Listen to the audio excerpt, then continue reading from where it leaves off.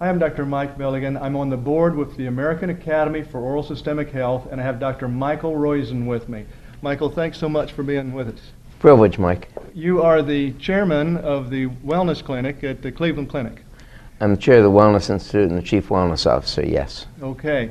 And you've written the Real Age books, you've been on hundreds of TV shows, author internationally. Tell us a little bit about the Cleveland Clinic and the Wellness Institute here and the purpose and what that's all about in a nutshell. The focus is what can we do optimally for the patient.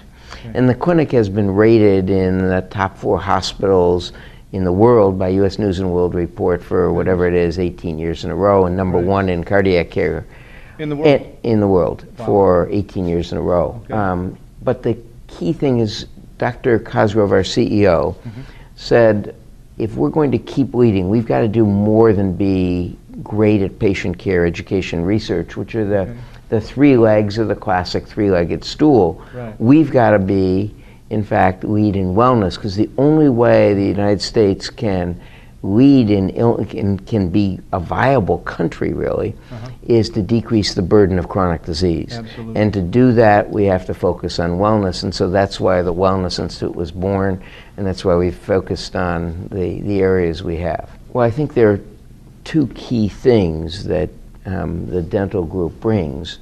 One is that you're the army that can spread the word, because you see so many people. Right. Twice a year. Right, and it's not just here in Cleveland or around, but it's worldwide or nationwide. So we can disseminate the information. Right, and the second thing is because inflammation, whether caused by periodontal disease or caused by something else, is a key component of, if you will, adverse health effects or keeping inflammation at bay, whether through periodontal care or through other, if you will, the food choices, etc. That is a key component of keeping healthy.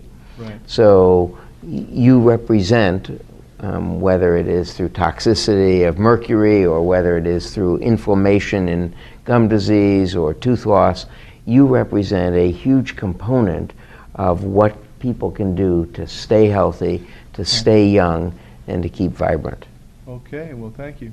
So you mentioned 4 main things that people could do environmentally, themselves, not necessarily their genetics, but 4 things people could do to live longer. What were those 4 things?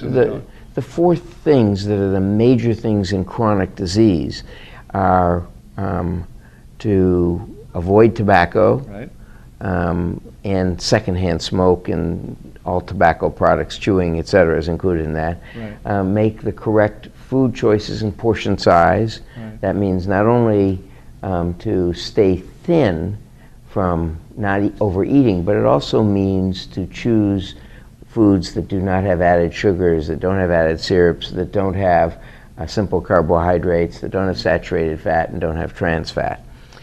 Be physically active. Right. And the 4th is manage stress. Now, as I went through the list, if you will, so flossing and see a dental professional is 11 on the list of most important things. So it's in one of those. If you combine the food into one, it's actually in the top 10 list of the most important things that everyone can do to stay healthy. And that's because periodontal disease causes inflammation in the rest of the body, not just in the gums.